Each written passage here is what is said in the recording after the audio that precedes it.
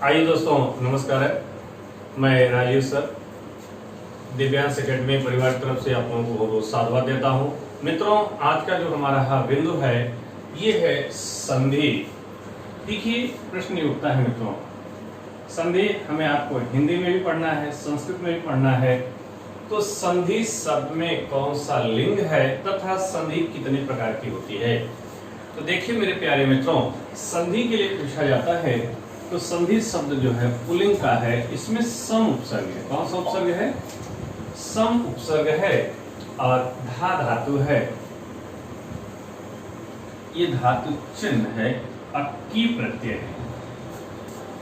अब प्रश्न ये उठता है, जहां भी की प्रत्यय का विधान किया जाता है वो सारे शब्द क्या होते हैं? पुल्लिंग के होते हैं। जैसे उदाहरण स्वरूप संधि हो गया, निधि हो गया, विधि हो गया, अवधि हो गया, अनवधि हो गया, आधि हो गया, व्याधि हो गया। ये सारे शब्द मित्रों ये की प्रत्यांत हैं और की प्रत्यांत शब्द क्या होते हैं?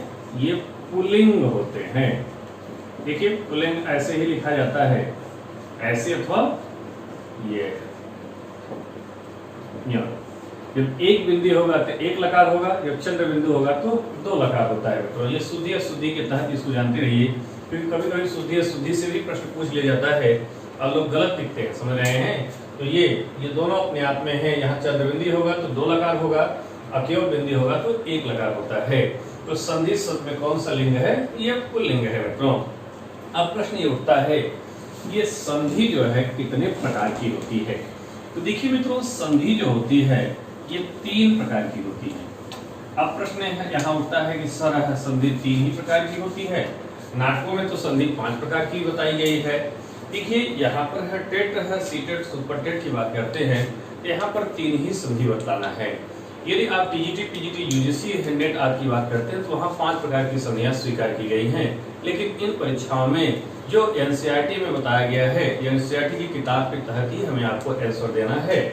तो संधि कितने प्रकार की होती है? संधि 3 प्रकार की होती है। मित्रों देखिए, संधि जो होता है ये कहते हैं दो वर्णों में होता है। संधि क्या होती है? दो वर्णों के मेल को क्या कहते हैं? संधि कहते हैं। इसी तरह यदि मैं आपसे पूछूं कि दो पदों के मेल को क्या कहते हैं? देखिए, पद की बात होती है वहां पर क्या हो जाता है? समास हो जाता है। इसी तरह मित्रों, दो वाक्यों को कह दिया जाए तब दो वाक्यों के मेल को क्या कहते हैं? ये कारक कहते हैं। क्या कहते हैं? कारक कहते हैं। मित्रों, संधि दो वर्णों के ही मेल से होती है, समास दो पदों के मेल से होता है और ये कारक जो है दो वाक्यों के मेल से क्या होता है? कारक होता है। अब प्रश्न ये उठता है कि संधि जो है कितने प्रकार की होती है? देखिए मित्रों, संधि 3 प्रकार की होती है। कौन कौन? ये स्वर संधि होता है, स्वर संधि, और व्यंजन संधि, और तीसरा है आपका विसर्ग संधि। देखिए मित्रों, ये स्वर को अच भी कहते हैं। स्वर का एक नाम क्या है? अच। अच संधि। अच क्या है? अच एक प्रत्याहार है, कहते हैं इसमें सारे स्वर आते हैं। और ये व्यंजन को क्या कहते हैं? हल कहते हैं। हल क्या है मित्रों? हल का मीनिंग व्यंजन होता है, इसमें है हल प्रत्याहार है, इसमें सारे व्यंजन आते हैं। अब विसर्ग का केवल एक ही नाम है, इसका दूसरा नाम नहीं है, इसलिए इसको एक नाम से ही जानते हैं। मित्रों, 3 प्रकार की जो संधियां आपके सामने दिख रही हैं, इसमें है कहते हैं स्वर के लिए यदि स्वर के साथ योग होता है तो कौन सी संधि होती है? स्वर संधि होती है। यही बात यदि पलट दिया जाए, अच कह दिया जाए, अच, अच का यदि अच के साथ योग होता है कौन सी संधि होती है? ये अच संधि होती है मित्रों। अब प्रश्न ये उठता है कि इसको आप घालमेल करके भी लिख सकते हैं। जैसे यदि स्वर प्लस अच बराबर क्या होता है? स्वर संधि होती है। और अच प्लस स्वर बराबर क्या होता है, ये अच संधि होती है।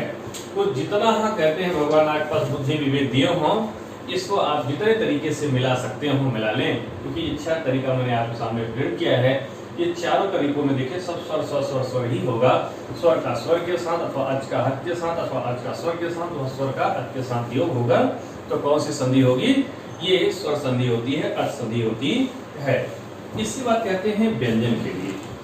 देखिए व्यंजन के लिए कहते हैं मित्रों, व्यंजन का व्यंजन के साथ योग, व्यंजन का किसके साथ योग हो, व्यंजन के साथ योग, व्यंजन प्लस व्यंजन बराबर क्या होता है, ये व्यंजन संधि होती है मित्रों। यही बात हल कह देंगे, हल का यदि हल के साथ योग होगा तो कौन सी संधि होगी मित्रों, ये हल संधि होगी। इधर कहते हैं हल प्लस व्यंजन बराबर व्यंजन संधि, और व्यंजन प्लस हल बराबर कौन सी संधि होगी, ये आपकी हल संधि। तो ये देखिए 4 तरह से है मिला रहे हैं। इसको भी जितने तरीके से आप मिला सकें, कुल कहने का निष्कर्ष ये निकल के आता है मित्रों, ये व्यंजन ही होगा, व्यंजन संधि ही होगी। यदि व्यंजन का व्यंजन से अथवा व्यंजन का हल से योग हो तो कौन सी संधि निर्मित होती है मित्रों, ये व्यंजन संधि बनती है। इसके बाद प्रश्न उठता है विसर्ग के लिए।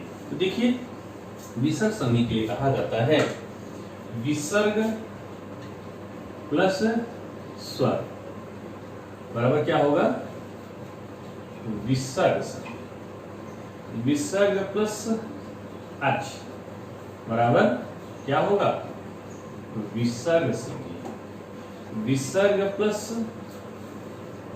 व्यंजन बराबर विसर्ग संधि, विसर्ग प्लस हल बराबर विसर्ग संधि। देखिए अब आपके मन में एक प्रश्न उठना चाहिए, अच्छा सर ये बताइए विसर्ग का स्वर के साथ कर रहे हैं, अगर मैं स्वर को उधर कर देता हूँ विसर्ग को इधर कर देता हूँ, अथवा जो है मैं व्यंजन को उधर कर देता हूँ विसर्ग को इधर कर देता हूँ, तो क्या विसर्ग संधि होगा मित्रों? ऐसा पूरे संस्कृत जगत में पूरे सृष्टिगत बात करते हैं, ये कहते हैं ये स्वर अथवा व्यंजन को उधर करके और ये विसर्ग इधर लगा करके विसर्ग संधि, ऐसा कहीं कोई भी उदाहरण अभी तक नहीं मिला है। तो जो नहीं प्राप्त होता है उससे जबरियन नहीं बनाया जाता है मित्रों, इसे हमें आपको ध्यान रखना है। ये जो हमें आपको प्राप्त होता है, जो यथांतिक है, जो वैज्ञानिक है, वही हमें आपको स्वीकार करना होता है। जी मित्रों अब आइए ले चलते हैं, कहते हैं स्वर संधि का प्रसंग शुरुआत करते हैं। देखिए स्वर संधि में संधि सदैव कहाँ पर होती है, 2 वर्णों के मध्य में होती है मित्रों। और संधि के लिए कहते हैं ये संहिता होना चाहिए। संहिता का मीनिंग क्या होता है, क्योंकि आप कल के वीडियो में अध्ययन किए हैं प्राह सन्निकर्ष संहिता। संहिता का मीनिंग होता है कि 2 वर्णों का आपस में करीबीपन जब होता है, मेंटेन होता है, तो उसे क्या कहते हैं, ये संहिता कहा जाता है। और संहिता के बाद क्या होती है, संधि होती है।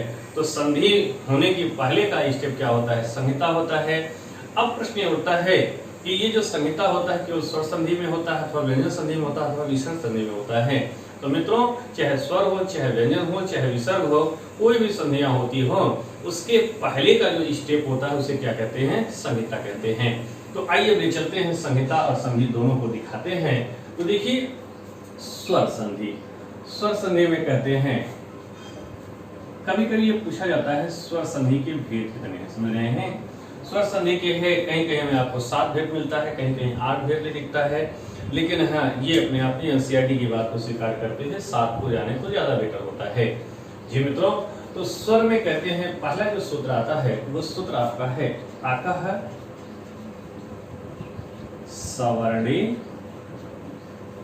आकाश सवर्णे दीर्घ 6 1 1 से 1।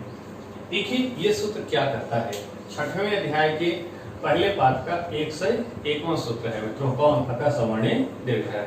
अष्टाध्यायी में ये सूत्र हमें आपको कहां पर प्राप्त होगा, 6वें अध्याय में जाएंगे और उसके पहले पाद में जाएंगे और एक से एकवां सूत्र देखेंगे तो आपको ये सूत्र मिल जाएगा, अका सवर्णी दीर्घ है। मित्रों देखिए ये सूत्र कहता क्या है, ये कहता है अक के बाद यदि सवर्ण, सवर्ण का मीनिंग क्या होता है, सेम वही वर्ण, समझ रहे हैं, क्योंकि सवर्णी के लिए तुल्यास्य प्रयत्नम सवर्णम, जिसके उच्चारण स्थान और आभ्यंतर प्रयोग समान होते हैं उनकी आपस में कौन सी संज्ञा होती है, सवर्ण संज्ञा होती है। तो यहाँ पर सवर्ण का मीनिंग क्या होता है, अक के बाद सवर्ण अक अर्थात सेम वही वर्ण आवे तो क्या हो जाता है, ये सवर्ण दीर्घ अक प्रत्याहार का वर्ण हो जाता है। अब देखिए प्रश्न ये उठता है, जैसे अक प्रत्याहार में कौन कौन से वर्ण आते हैं, आ आता है, ई आता है, उ आता है, री आता है और री आता है। तो ये अक प्रत्याहार के बाद कौन आवे, सवर्ण अक, सवर्ण अक अर्थात आ, ई, उ, री और री आवे तो क्या हो जाता है, देखिए अक प्रत्याहार के बाद यदि सवर्ण अक प्रत्याहार का वर्ण आता है तो क्या हो जाता है मित्रों, सवर्ण दीर्घ अक प्रत्याहार का वर्ण हो जाता है। आ है, आ हो जाएगा, ई हो जाएगा, उ हो जाएगा, री हो जाएगा। अब ये जो री है, री का केवल री ही रहेगा, क्योंकि इसका जो है क्या नहीं मिलता है, ऐसे नहीं मिलता, दीर्घ नहीं मिलता है। ये आपके टेट में पूछा गया है कि कौन ऐसा स्वर है जिसका दीर्घ नहीं होता है, तो री का दीर्घ नहीं होता है। तो री के है, ये कहते हैं री ली का योग करेंगे तो री ही होगा, वहां दीर्घ री नहीं बनता है। तो देखिए कहते हैं, अब प्रश्न ये उठता है, यहाँ पर कहते हैं अक हो, अक में आ हो, आ ई हो, आ ई उ हो, क्या हो, उ हो, री हो और ली हो, चाहे ये ह्रस्व वाले हों अथवा जो है ये दीर्घ वाले हों, समझ रहे हैं। यही स्थिति यहाँ भी, चाहे ह्रस्व वाले हों चाहे दीर्घ वाले हों, समझ रहे हैं। ये कहते हैं योग होने पर क्या होगा, सवर्ण दीर्घ अक ही होगा। जैसे उदाहरण स्वरूप हम लोग देखते हैं, ह्रस्व अ प्लस ह्रस्व अ बराबर क्या हो जाएगा मित्रों, ये है दीर्घ हो जाएगा। आप कहते हैं दीर्घ अ प्लस दीर्घ अ बराबर क्या हो जाएगा, दीर्घ अ। इसी तरह ह्रस्व अ प्लस दीर्घ अ बराबर क्या हो जाएगा, दीर्घ अ। दीर्घ अ प्लस ह्रस्व बराबर क्या हो जाएगा, दीर्घ अ। तो देखिए ये कहते हैं ह्रस्व ह्रस्व दीर्घ, दीर्घ दीर्घ दीर्घ, ह्रस्व दीर्घ दीर्घ और दीर्घ ह्रस्व दीर्घ होता है। छोटकवा छोटकवा बड़कवा, बड़कवा बड़कवा बड़कवा, छोटका बड़कवा बड़कवा, बड़कवा छोटकवा बड़कवा। ये जैसे भी आप छोटकवा बड़कवा, बड़कवा छोटकवा, छोटकवा बड़कवा, बड़कवा छोटकवा, जितनी बुद्धि आपके पास विवेक हो सब इसमें लगा डालेंगे और ये क्या होगा, सब दीर्घ ही होगा मित्रों। इसी तरह यदि हम आपसे कहें आ के स्थान पे ई की बात को हाईलाइट करिए तो ऐसे ई का भी बन जाएगा, ह्रस्व ह्रस्व दीर्घ, दीर्घ दीर्घ दीर्घ, ह्रस्व दीर्घ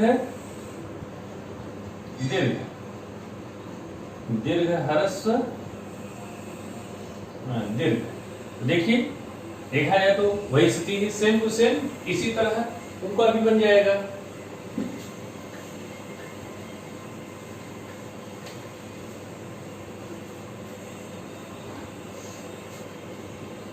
ह्रस्व ह्रस्व दीर्घ, दीर्घ दीर्घ दीर्घ, ह्रस्व दीर्घ दीर्घ, दीर्घ ह्रस्व दीर्घ। इसी तरह री का बन जाएगा,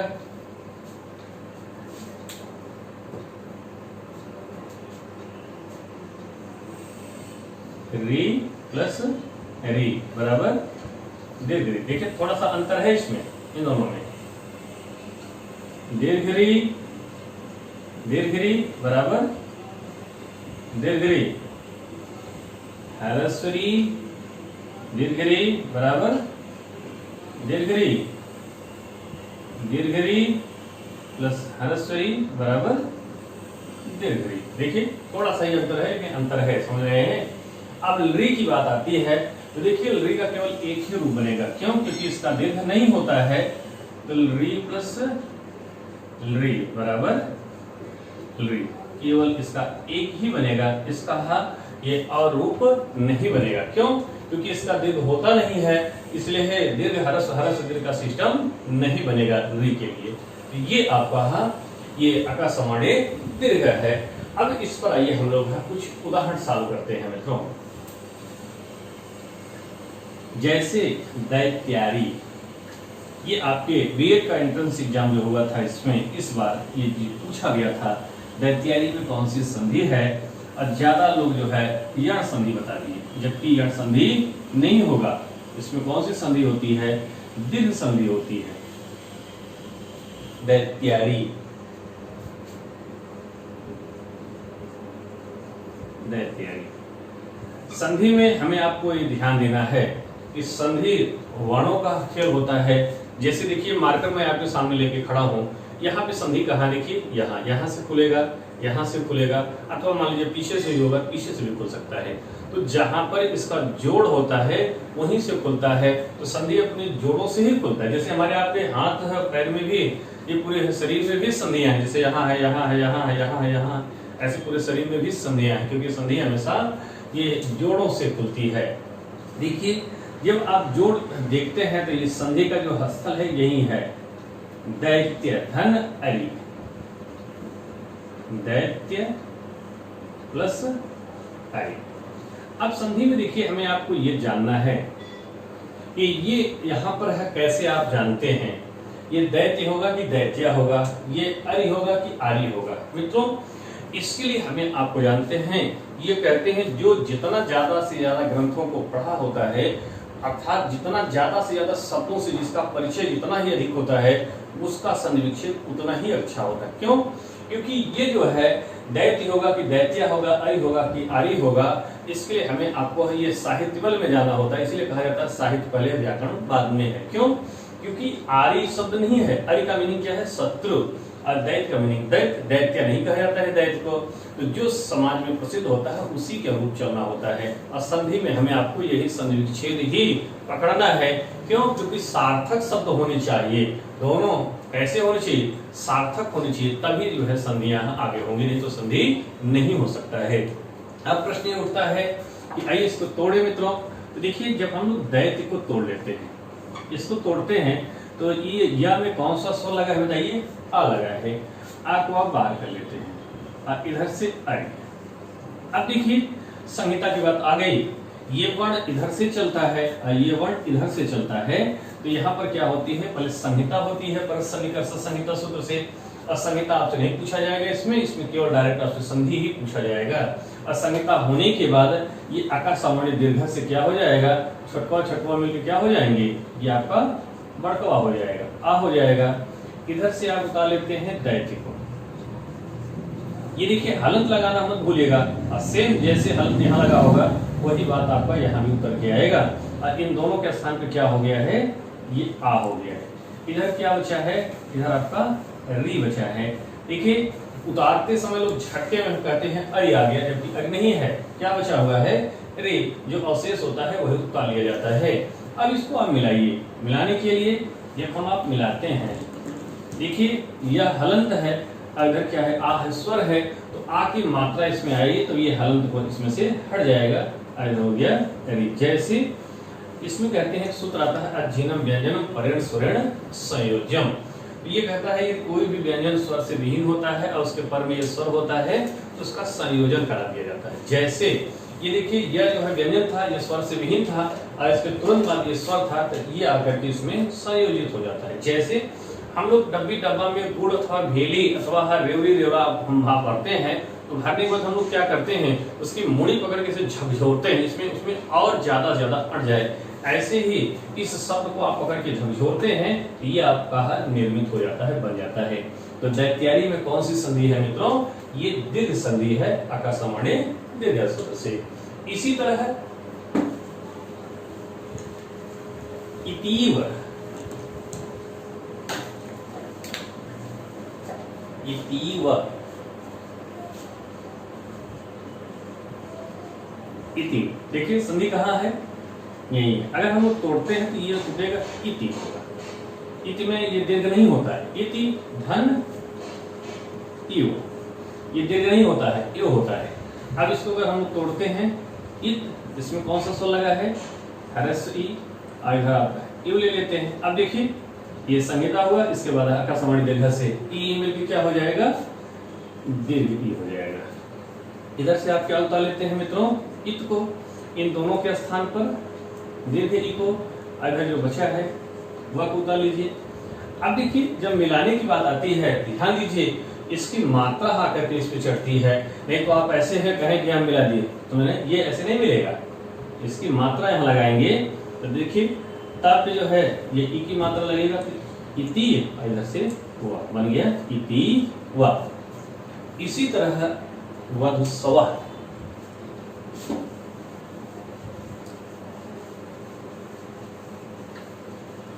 वधुस्वा,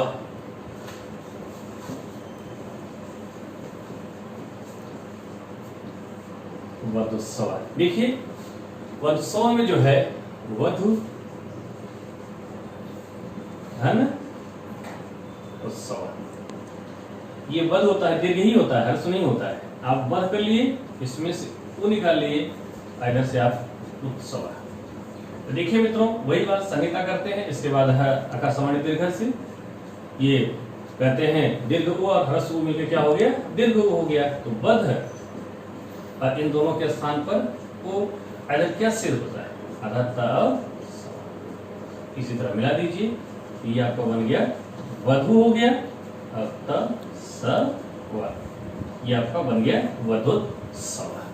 तो ये प्रश्न आपका ये क्या होता है, यहाँ तक कंप्लीट होता है। अब इसमें है री की बात होती है, इसको हम लोग स्व देने हैं, पढ़ेंगे मित्रों।